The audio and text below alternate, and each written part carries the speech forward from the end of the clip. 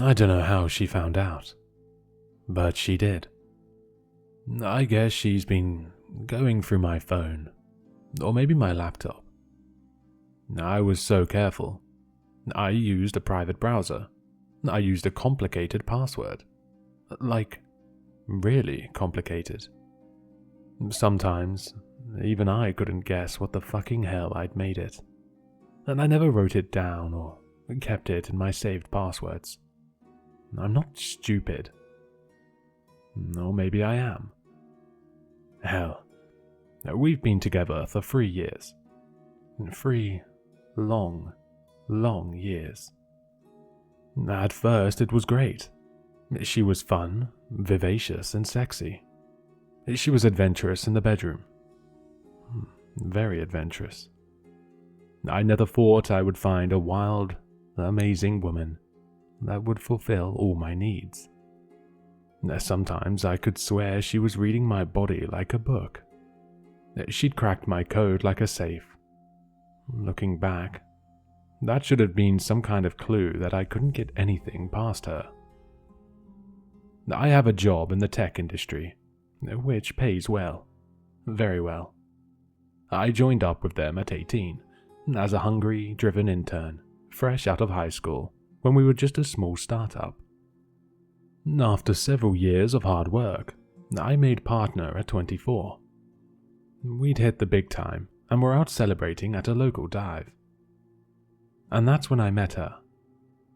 She was out with a few friends, and I caught her eye across the bar. Feeling pretty confident and good about myself that night, I bought her a drink. She and her friends joined the table with my colleagues and I. After a wild night of drinking, heavy flirting, and bedroom eyes, I invited her back to my place, and she said yes. Like all relationships, things got a bit stale after a few years. It was my fault, really. Long days at work turned into long nights.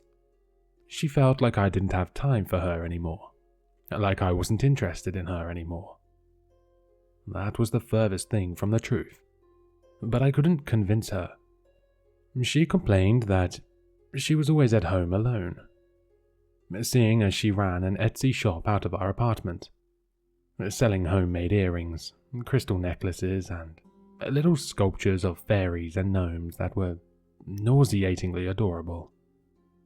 Her work didn't just clutter up her craft room, it spilled over into the rest of our home too. And I hated it.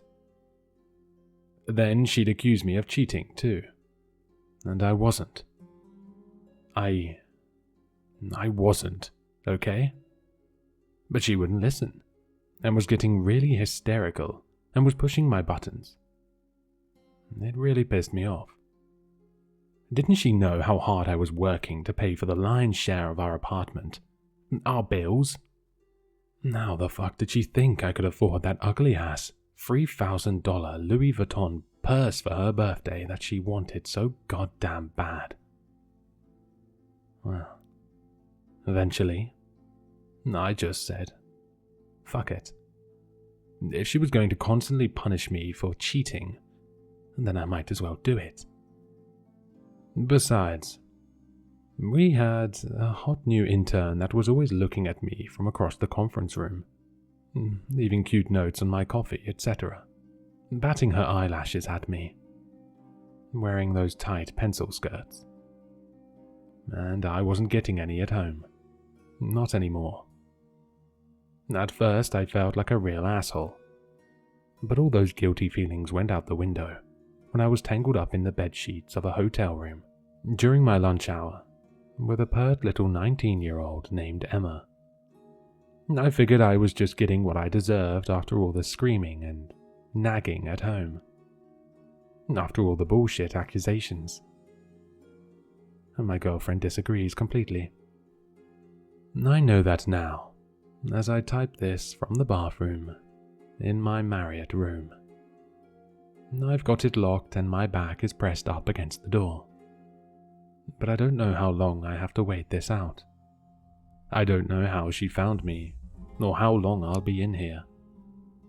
I always had Emma reserve the room with her credit card, and I would give her cash to pay for it afterwards. I thought I was careful. Well, clearly not careful enough. About 15 minutes ago, Emma and I were getting ready to strip our clothes off and ravage each other when housekeeping knocked on the door.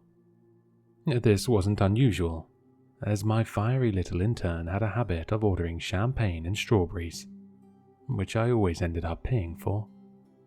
She said they're an aphrodisiac and get her in the mood. I always thought that was stupid. All I needed to be in the mood was a little flash. But the knock came, as usual. And as usual, Emma opened the door, giggling playfully. Only it wasn't housekeeping. It was my girlfriend, standing there with her face flushed beet red from rage. She screamed. I knew it. I fucking knew it. You piece of shit. You said I was crazy.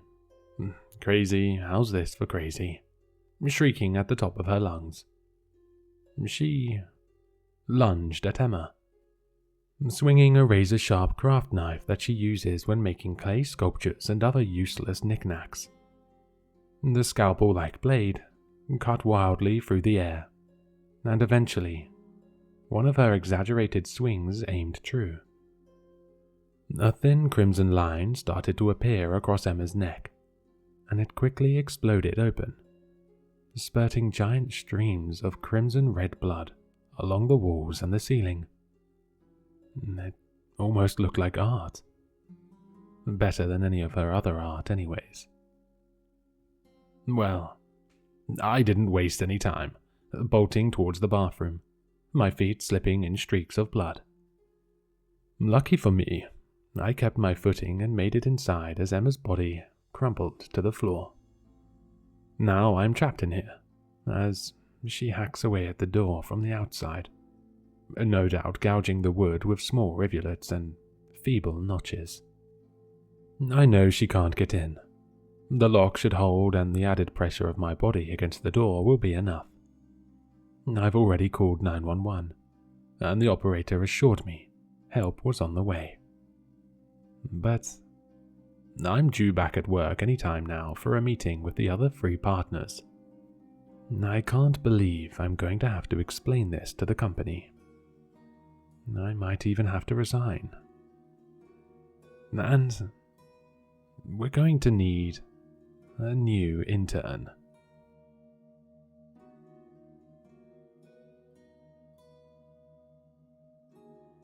Hello, sinister listeners. If you've enjoyed this story, then you'll find all the author's information in the description below. For more content, be sure to like, comment, and subscribe to succumb to the sinister.